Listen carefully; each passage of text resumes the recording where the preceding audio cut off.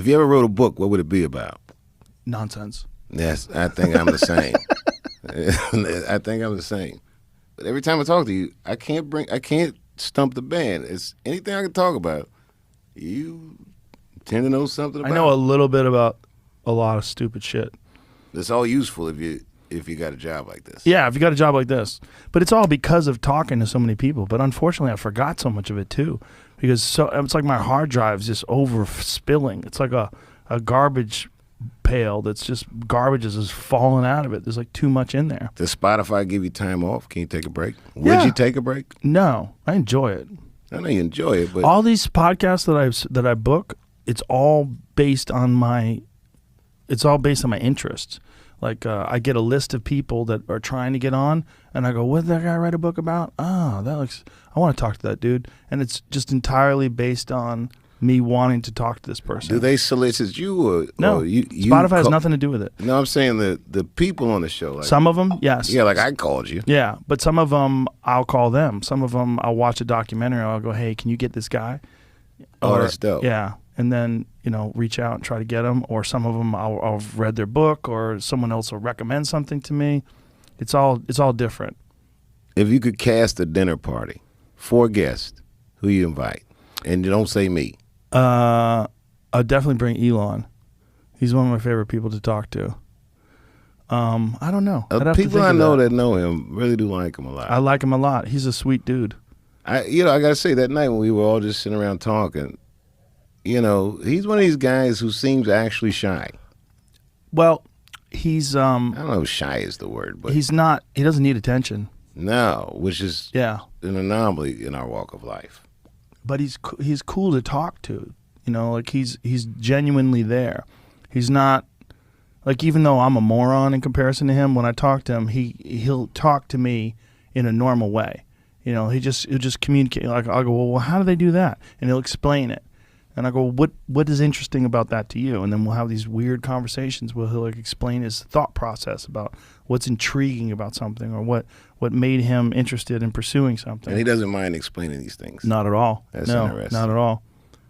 Sometimes you think a person like that would lose patience with your layman intellect. Exactly. And he does not. Does not. He was explaining to me that night we were hanging out how they decide when and where to do a launch from.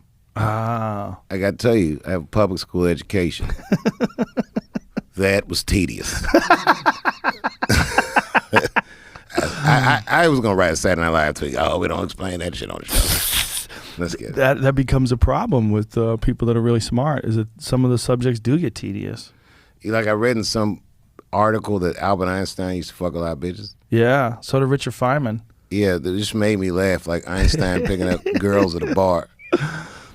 I think they were professors and girls threw themselves at them. I think it was like a celebrity thing. Yeah, he was a renowned academic. Marilyn Monroe had said she had a crush on him. And he had the crazy hair. I mean, he just looked like a character.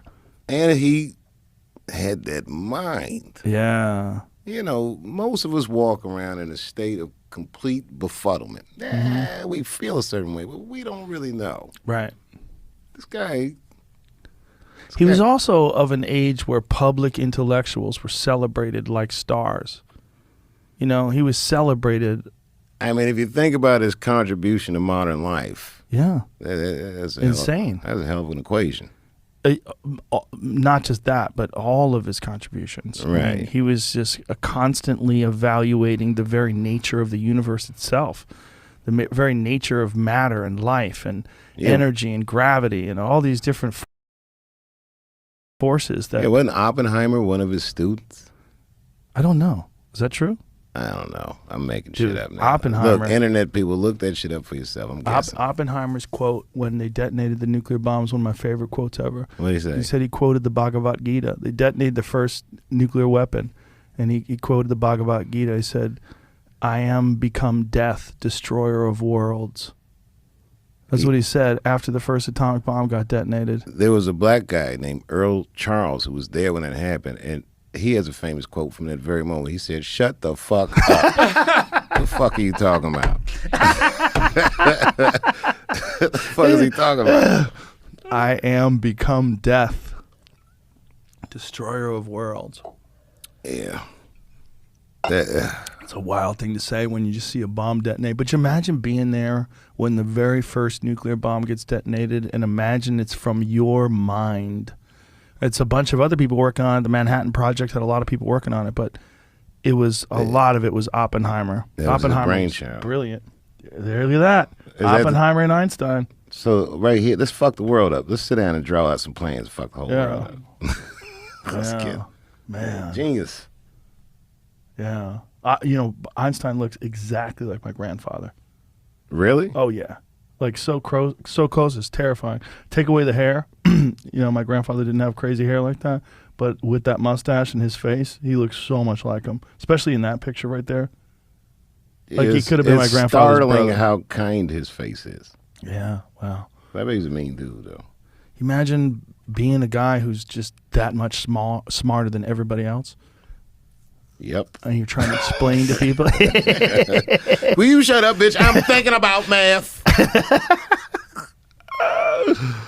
No, it seems like an island. Yeah. I don't know what that. I can't imagine. Honestly, I can't imagine what that would be like. I do think that. I don't know. The shit that his mind conceived in his lifetime. Yeah.